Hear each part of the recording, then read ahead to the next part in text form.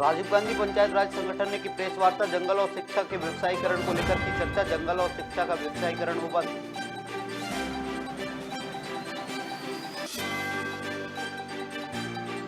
मंदसौर में जन सुनवाई के दौरान कलेक्ट्रेट में जमकर हुआ हंगामा। कलेक्ट्रेट में जहर लेकर पहुंचे परिजन। हंगामा देख पुलिस ने संभाला मोर्चा।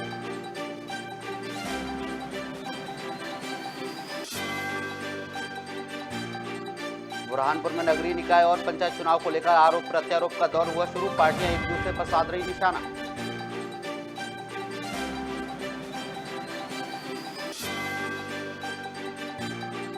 नर्मदापुरम में जल संकट से जूझ रहे ग्रामीण। समस्या को लेकर प्रशासन नहीं दे रहा है ध्यान। सरपंच सचिव को कई बार करा चुके हैं अवगत।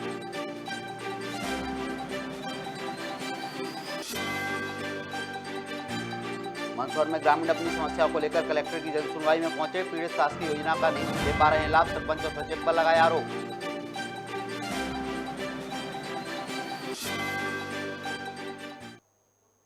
नमस्कार, मैं हूं अरुण, आप देख रहे हैं खबर भारत। खबरें विस्तार से। जबलपुर में राजीव गांधी पंचायती राज संगठन ने प्रेस वार्ता की। संगठन नर्मदा, जंगल और शिक्षा का व्यवसायीकरण बंद कराने को लेकर विरोध प्रदर्शन करने जा रहा है। इस दौरान विवेक अवस्थी ने मीडिया से चर्चा करते हुए बताया कि यह संरक्षित जंगल स्थानीय समुदाय के लिए महत्वपूर्ण आर्थिक संसाधन है, जिसका उपयोग आदिवासी समुदाय निस्तार जरूरतों के लिए करते हैं। आगे और क्या कुछ कहा है उन्होंने, आइए आपको सुनवाते हैं। मामला ये है कि आज पूरे मध्य प्रदेश के अस्तित्व का सवाल है।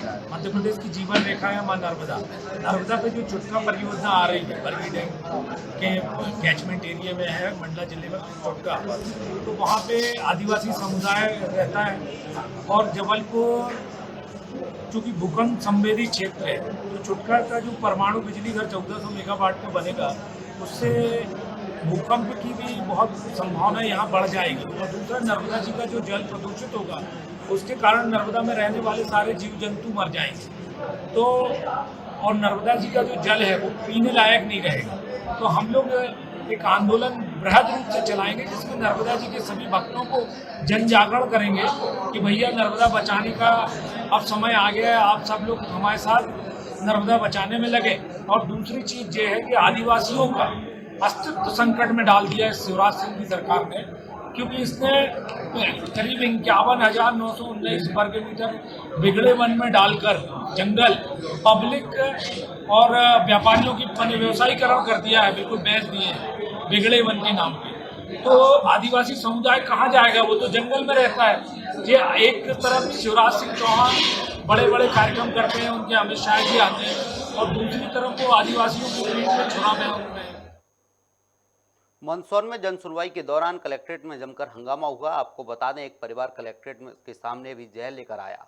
चुनाव को लेकर आरक्षण प्रक्रिया में व्यस्त होने के कारण कलेक्टर मामले को नहीं सुन पाए, जिसके कारण पुलिस को मोर्चा संभालना पड़ा। वहीं पुलिस ने बताया कि अगर दोनों पक्ष कानून का पालन नहीं करते हैं तो उन्हें जेल भेज दिया जाएगा।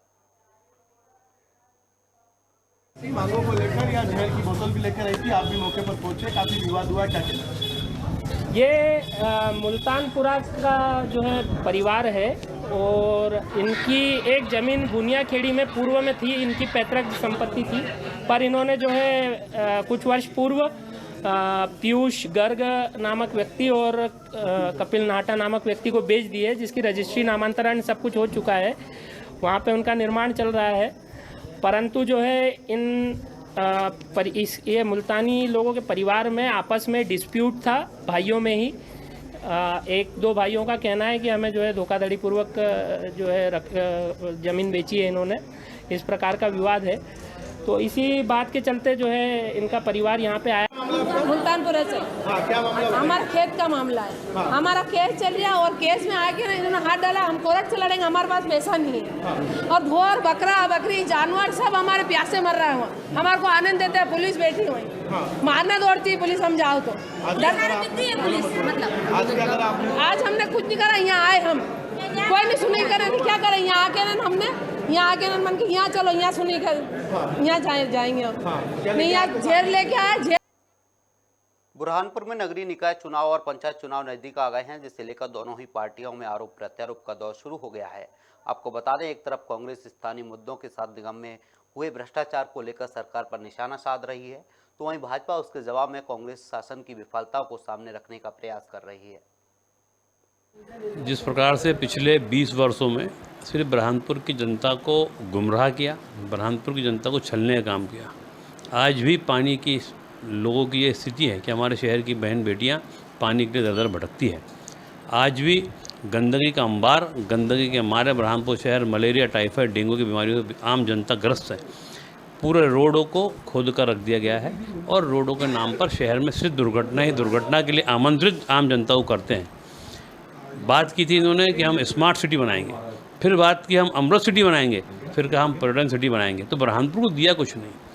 पिछले 60 वर्षों से पानी लाने की व्यवस्था ताप्ती से कि हम शुद्ध जल पिलाएंगे। पूर्व महापौर भाजपा के नेताओं ने कहा था कि हम जब तक यहाँ पर पानी लोगों के बीच वोट मांगने नहीं जाएंगे तब तक हम ताप्ती को पानी नहीं पिला दे। 7 साल हो गए जनता को पानी की कोई बात नहीं हुई है। तो ऐसे बहुत सारे मुद्दे हैं और बुरहानपुर में चाहे रोज़गार की बात हो तो रोज़गार में तो बुरहानपुर जनता को कुछ दिया ही नहीं। देखिए, कांग्रेस के जिला अध्यक्ष के पास में बताने के लिए क्या है, बोलने के लिए क्या है? कोई विकास के काम तो है नहीं। 15 महीने सरकार चलाई और 15 महीने सरकार में उन्होंने क्या काम किया ये जनता को मालूम है। सब धोखेबाजी वाले काम आपकी सरकार ने किया। युवाओं से कहा युवाओं को हम 4,000 महीना भत्ता देंगे, 4 रुपये नहीं दिए। महिलाओं से कहा 300 रुपये में पूरे घर का अनाज देंगे, 3 रुपये का अनाज नहीं दिया। किसानों से कहा 2 लाख का कर्जा माफ़ करेंगे, 2 रुपये कर्जा माफ़ नहीं किया। ये झूठे कांग्रेस की सरकार ये क्या बताएंगे? और हमारे पर बताने के लिए एक नहीं 50 चीज़ें हैं। हमारी सैकड़ों योजनाएं इस प्रकार की है जिससे लोग लाभान्वित हो रहे हैं। हर परिवार में हमने कोई ना कोई योजना का लाभ दिया है। हर परिवार में कोई परिवार ऐसा नहीं है जो हमारी योजनाओं का लाभ नहीं ले रहा है। हमारे पास बताने के लिए बहुत कुछ है और चुनाव में हम आज से नहीं जीत रहे। अभी हमने लोकसभा चुनाव में बुरहानपुर विधानसभा जीता, नेपाल नगर विधानसभा जीता, उपचुनाव हम जीत के आए। पिछली बार 15 सालों से हम महापौर हम जीतते आ रहे हैं, नगर निगम अध्यक्ष हमारा है। तो ये क्या बात करेंगे? अभी आए चुनाव में हम हमारी विकास के काम के बल पर जाएंगे जनता के बीच में और इस बार भी हराएंगे। मुख्यमंत्री शिवराज सिंह चौहान पूरे प्रदेश में नल जल योजना के तहत हर घर में नल कनेक्शन दे रहे हैं। इसके बावजूद नर्मदापुरम के ग्राम धमासा में भीषण गर्मी के बीच ग्रामीण पानी को लेकर परेशान नजर आ रहे हैं, जिसे लेकर ग्रामीणों ने सरपंच सचिव को कई बार अवगत कराया है, लेकिन इस पर कोई ध्यान नहीं दिया जा रहा है, जिससे लोग पानी की समस्या से जूझ रहे हैं। पानी भर के तो पीवे का हमरे मोहल्ले में नहीं कितने पानी। सरकारी हेडपंप नहीं है गांव में? हाँ, यही नहीं हमारे इधर बिल्कुल भी। आप कौन से मोहल्ले को? जो मोहल्ला ही है वो, जो दूर दूर से आ रहा है पानी भर के काज नहीं। दोनों टाइम पानी की पूर्ति कैसे करते हैं? तो कुप्पा भर ले जा रहे भैया नहीं सो का कुप्पा और ले जाते हैं टांग टांग के पकड़े हैं। पानी की समस्या ही है, ये देखेगा ही आप। कितने समय से ये समस्या है? जनवरी से यही पानी दे रहे हैं पूरे आधे गाँव।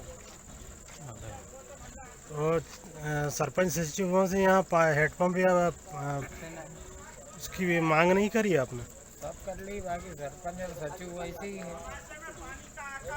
इससे क्या परेशानियाँ? तो पानी की काफ़ी समस्या है यहाँ पे। ये कब से समस्या है? 4-5 साल से ज़्यादा हुई। गर्मियों में ज़्यादा दिक्कत आती है पानी के लिए। यहाँ सरकारी हेडपंप वगैरह नहीं है मगर अभी काफ़ी बंद पड़े हैं। कितने हेडपंप होंगे? 6-7 हेडपंप है यहाँ पे। सारे के सारे बंद पड़े हैं? 2 चल रहे हैं मात्र बस। इससे ग्रामीणों को किस तरह की परेशानी आती है? यही समस्या आ रही काफ़ी की पानी लेने आने पड़ता है कुप्पे ढोड़ों के दूर से। लाइट आती है जब पानी मिलता नहीं। बाकी मंदसौर में ग्रामीण अपनी समस्याओं को लेकर कलेक्टर की जनसुनवाई में पहुंचे। दरअसल ग्रामीणों का आरोप है कि शासकीय योजना का उन्हें लाभ नहीं मिल पा रहा है। प्रधानमंत्री आवास योजना में अपात्र लोगों को लाभ दिया जा रहा है। साथ ही उन्होंने आरोप लगाते हुए कहा है कि सरपंच और सचिव मनमानी करते हैं।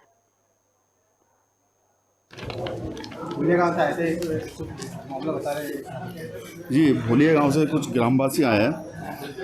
इनकी मेन समस्या ग्राम सचिव ग्राम जो रोजगार सहायक है उनको लेकर है।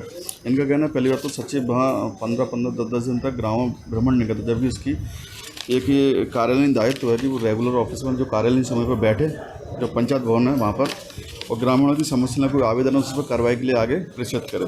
दूसरे बता रहे हैं कि कुछ कामों के लिए जो सचिव स्तर से जांच या निरीक्षण होता है या लिस्ट तैयार की जाती है, उसमें वो कुछ लेन देन करके या कुछ डिमांड करके उसमें पात्र अपने मन से बनाया जाता है। तीसरे जगदीश आप यहाँ पे आए क्या समस्या लेके आए? सर हम घर की और पानी की समस्या लेके यार, ना रोड है हमारे गांव में, ना पानी की समस्या सर, न आवाज़ दे रहे सर गरीब लोगों को, पैसे वालों को दे रहे हैं। ये पंचायत अपनी मनमानी कर रहे हैं, दादागिरी करते हैं, ऊपर पड़ते हैं, बोलते हैं ज़्यादा करोगे तो उनको ये कर देंगे वो कर देंगे। सचिन तीनों एक महीने तो पंचायत नहीं खोलते गाँव में आके, ना पानी की व्यवस्था कर रहे थे। अपने 181 लगा दिया, आवेदन दे दिया कलेक्टर, कोई सुनवाई नहीं हो रही हमारी अभी तक। किसने नहीं बोला आके कि हम तुम्हारा काम करेंगे, सब अपनी मनमानी कर रहे हैं यहाँ पे। कौन मनमानी कर रहा है? सर सरपंच ने, मंत्री सब, और यहाँ से आ रहे सर, यहाँ आवेदन दे गए थे कलेक्टर साहब का 13 तारीख के दिन।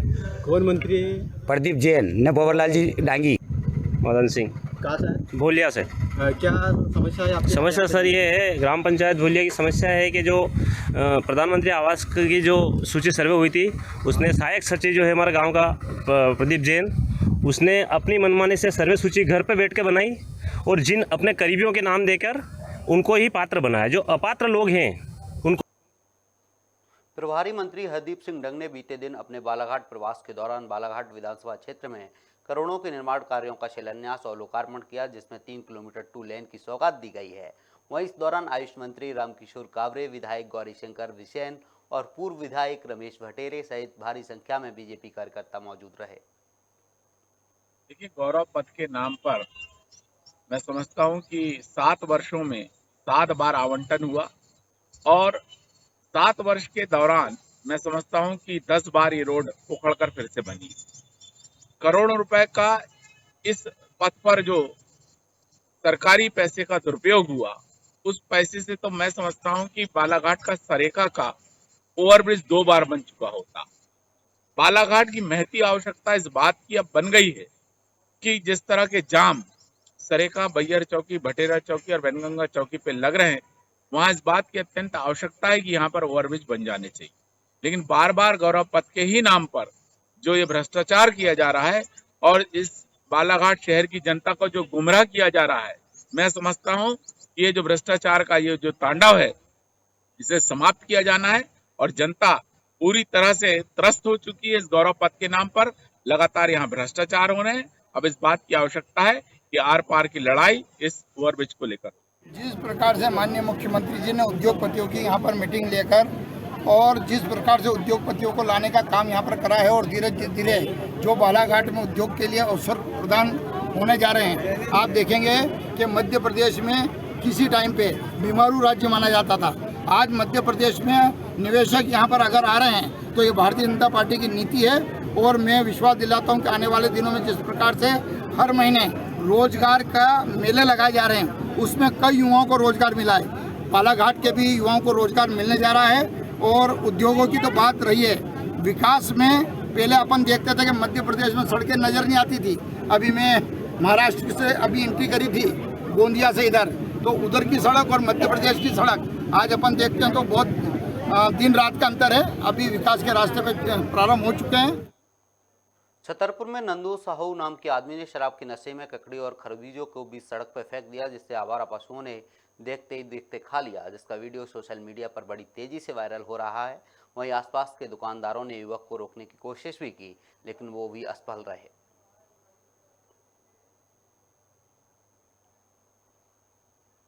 दमोह के लाल अकील खान देश की सेवा करते हुए शहीद हो गए हैं, जहां पूरे प्रदेश भर में मातम का माहौल छा गया है। आपको बता दें, बीएसएफ जवान अकील खान अमरनाथ यात्रा में अपनी सेवा कार्य के दौरान आकस्मिक कारणों की वजह से उनकी मौत हो गई है। वहीं केंद्रीय मंत्री प्रहलाद पटेल ने ट्वीट कर शोक संवेदना व्यक्त की है। साथ ही दमोह कलेक्टर एस कृष्ण चैतन्य ने भी गहन शोक व्यक्त किया है। मेरा भतीजा जो है पंजाब में पठानकोट में पोस्टेड था और अभी अमरनाथ यात्रा में उसकी ड्यूटी थी जम्मू में। तो अनंतनाग में जो है उसकी हादसे में मृत्यु हो गई है। और इसकी खबर जो है हम लोगों को यहाँ 11:08 पे प्राप्त हुई हेडक्वार्टर से, यानी जो बीएसएफ का हेडक्वार्टर है वहाँ से प्राप्त हुई है। अच्छा, और इसके बाद जो है वो उनसे बार बार संपर्क किया गया, तो उसकी कार्रवाई उनकी लिखापढ़ी वहाँ चल रही है। और पहले तो बोल रहे थे कि रात में आ जाएगी डेड बॉडी, लेकिन जो है अब बोल रहे हैं कि वो डेड बॉडी कल जो है चलेगी करीब 11 बजे। अभी कोई फ्लाइट नहीं है। राष्ट्रीय शिक्षा नीति 2020 के तहत FLN पर विशेष ध्यान रखते हुए मिशन अंकुर कार्यक्रम को सफल बनाने के लिए 5 दिवसीय प्रशिक्षण शिविर कार्यक्रम का आयोजन चिचली ब्लॉक में किया गया है, जिसमें शासकीय विद्यालयों की कक्षा पहली और दूसरी पढ़ाने वाले शिक्षकों को प्रशिक्षण दिया जा रहा है। प्रशिक्षक भोपाल में प्रशिक्षण लेकर लौटे हैं। DRG शिक्षकों को प्रशिक्षण दे रहे हैं।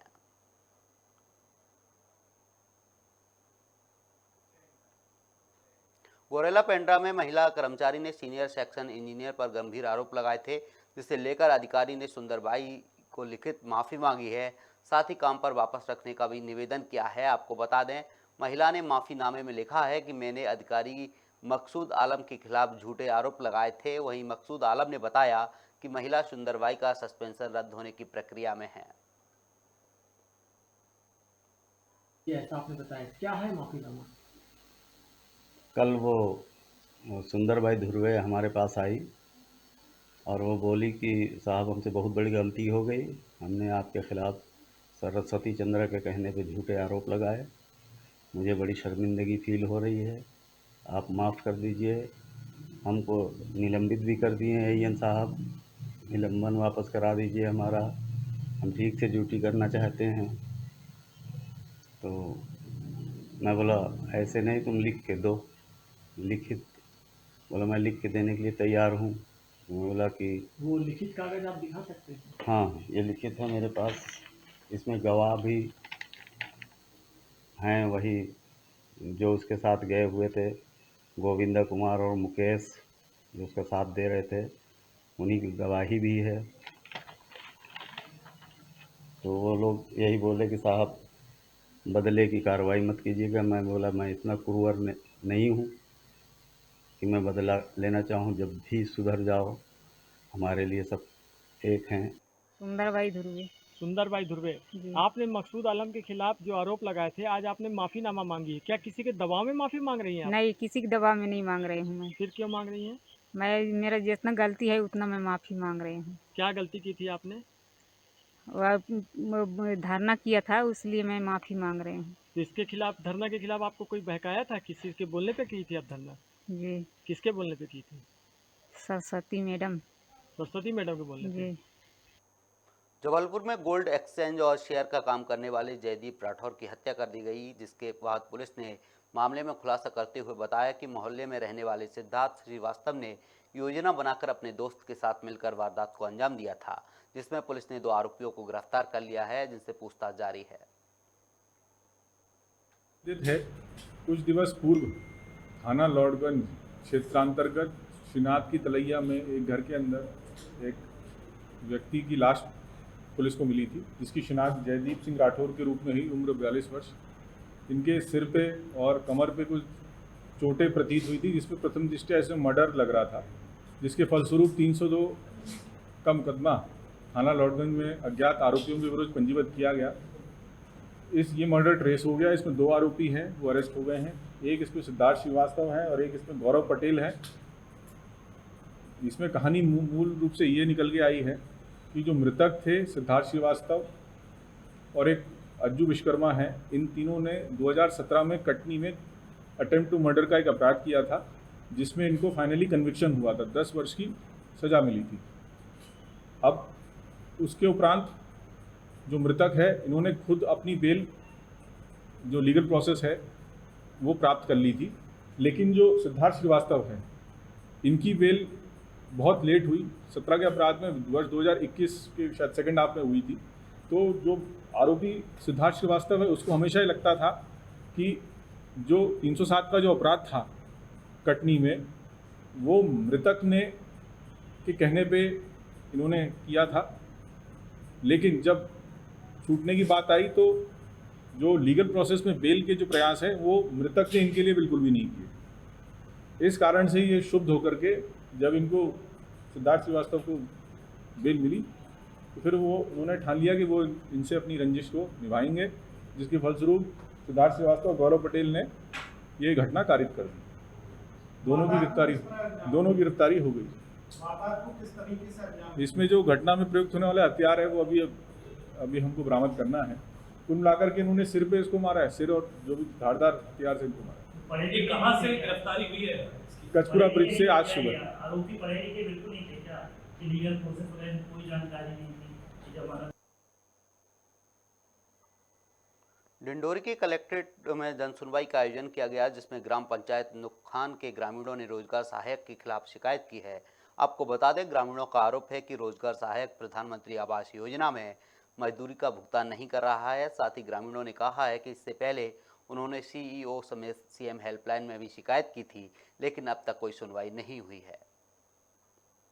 हमारे पैसे मजदूरी उनको हम ढूंढ, हमारी पूरी मजदूरी बची है नीचे से ऊपर तक। कुल महीना है कि सर, हाँ 8-9 महीना है कि भाई देखो खिलाओ मुर्गा दारू, हमारे जल्दी काम बनेगा, नहीं तो लटके रहो ऐसे। ये है भैया, हमारा नाम जो है पीएम आवास योजना में था, जिसको अपात्र कर दिया रोजगार सहायक ने।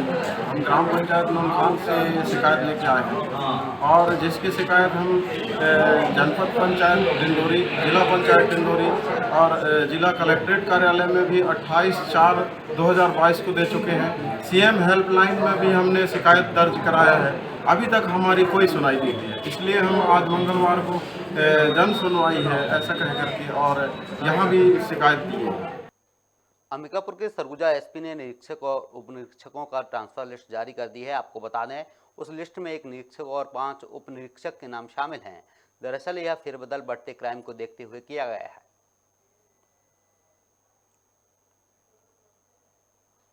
सरगुजा पुलिस ने नाबालिग से दुष्कर्म कर हत्या करने वाले आरोपी के साथ उसकी पत्नी को भी रायगढ़ से गिरफ्तार किया है। आरोपी ने पत्नी के सहयोग से घटना को अंजाम दिया था। बता दें कि घटना बीते दिनों की है, जहां मणिपुर चौकी के पास खेत में नाबालिग का शव आपत्तिजनक अवस्था में मिला था। प्राप्त हुई थी मणिपुर क्षेत्र में एक महिला का संदिग्ध अवस्था में शव की सूचना प्राप्त हुई थी। प्रथम दृष्टया देखने पे ये उसका मर्डर स्ट्रैंगुलेशन से एविडेंट था। इस गंभीरता को देखते हुए एडिशनल एसपी विवेक शुक्ला और सीएसपी अखिलेश कौशिक के नेतृत्व में यहाँ की टीम्स को मोबिलाइज किया गया। फोरेंसिक टीम को घटनास्थल का निरीक्षण के लिए, उसके अलावा डॉग स्क्वाड, साइबर टीम सभी को इसमें एक्टिवेट किया गया और शिनाख्त के बाद ये समझ में आया कि जो लड़की थी वो कमलेश्वरपुर क्षेत्र की रहने वाली थी और पिछले 15-20 दिन से अपने एक रिश्तेदार के यहाँ मणिपुर क्षेत्र में आई थी और उसी घर के 2 लोग थे जो किराएदार थे, वो घटना के बाद से ही फरार थे। तो उनपे प्रथम हमें डाउट हुआ। उसी को लेके उनको कंटिन्यूसली ट्रैक करते हुए जांजगीर, बिलासपुर, चांपा, रायगढ़ सभी जगह पे टीम को भेजा गया और फाइनली दोनों लोगों को रायगढ़ से कल 20 आवर्स में उनको गिरफ्तार किया गया है। जबलपुर के मड़ोताल थाना क्षेत्र में आतंक और दहशत का माहौल फैलाने वाले शातिर बदमाश यशवंत सिंह सोनकर पर एनएसए के तहत कार्रवाई की गई है। आरोपी यशवंत जिले के अलग अलग थानों में चोरी की, अवैध शराब का व्यापार और मारपीट सहित 11 मामले उस पर दर्ज हैं, जिसको मद्देनजर रखते हुए एनएसए के तहत गिरफ्तारी वारंट जारी किया गया है।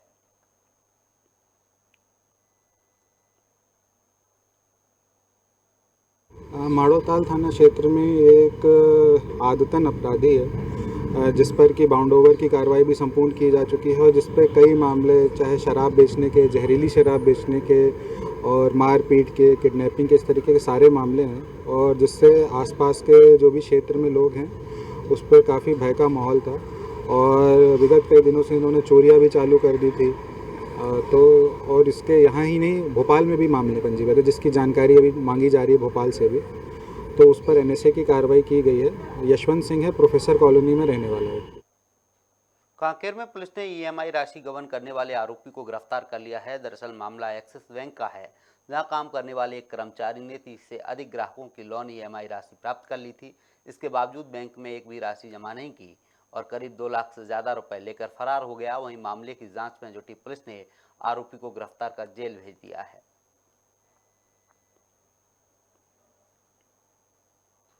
नरसिंहगढ़ और बोड़ा में पुलिस को बड़ी सफलता मिली है। पुलिस ने हत्या और दुष्कर्म के आरोपी को गिरफ्तार कर लिया है, जिसके पास से एक देसी पिस्टल समेत 2 जिंदा कारतूस बरामद किए गए हैं। आपको बता दें कि रोको टोको अभियान के तहत पुलिस अपराधियों पर शिकंजा कसती जा रही है।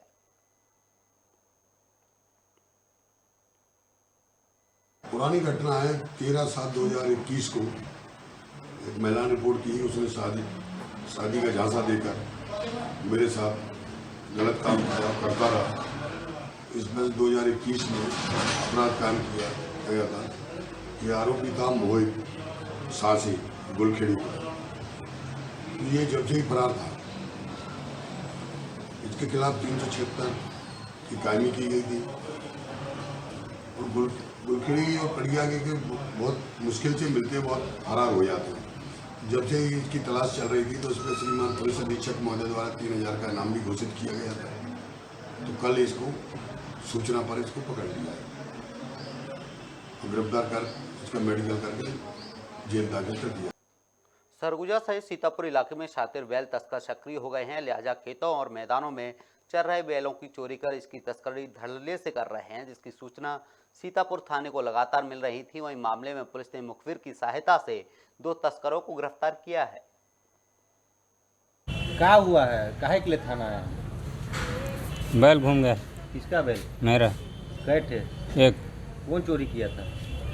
चोरी किया है उसको नहीं पता है, लेकिन वो घूमा है ना। तो पुलिस पकड़ ली है बता रहे हैं। वो एक तो वो का नाम कहते हैं बाजार में पकड़ा है हम ही लोग के यहाँ का। अच्छा, तो बहुत बैल चोरी हो रहा है जी। खेती बाड़ी के सीजन में कितना दिक्कत हो रहा है? बैल चोरी हो रहा है? बहुत हो रहा है सर, अभी पानी गिर रहा है। तो ये दिनांक 22/5/2022 को प्रार्थी जामकानी का अलेक कंवर ये रिपोर्ट दर्ज कराया थाना आकर कि इसके 2 बैल हैं, ये 22 तारीख को चल रहे थे, उसको जो है अचानक से गायब हो गया और शंका जाहिर किया कि कोई अज्ञात व्यक्ति जो है इसको चोरी करके ले गया है। अपराध थाना सीतापुर में 148/22 धारा 379 के तहत हमने दर्ज कर विवेचना में लिया। विवेचना के दौरान यह बात पता चला कि जामकानी के ही राजेंद्र चौबे का 1 बैल और सदराम का 3 भैंसे और सुभाष चंद्र सिंह का भी 1 बैल ये भी चोरी हुआ है। तो हमने टीम बनाकर गाँव वालों की मदद से आसपास और पता तलाश किया तो यह बात सामने आया कि जो चरखापारा जसपुर में जो मवेशी बाज़ार है वहाँ पर जो 2 बैल चोरी हुआ था अभी करंट में, उसको देखा गया है। तो उसके साथ टीम बना के वहाँ गई तो वहाँ पर उसके बैल को पहचान किया गया और आरोपी दिलबोध उरांव से इसको बरामद किया गया है। आरोपी दिलबोध उरांव से पूछताछ पर उन्होंने बताया कि ये कापूस क्षेत्र का जो रहने वाला सलका का। खबर सिंगरौली से है, जहां बीजेपी के प्रदेश उपाध्यक्ष शीर्षकांत देव सिंह सिंगरौली पहुंचे और चौरा गांव में जिला स्तरीय सम्मेलन में सम्मिलित हुए। वहीं शीर्षकांत ने सम्मेलन में अपने उद्बोधन में अटल बिहारी की पंक्ति के साथ धारा 370 हटाए जाने और राम मंदिर को लेकर पीएम मोदी के कार्य को सराहा है।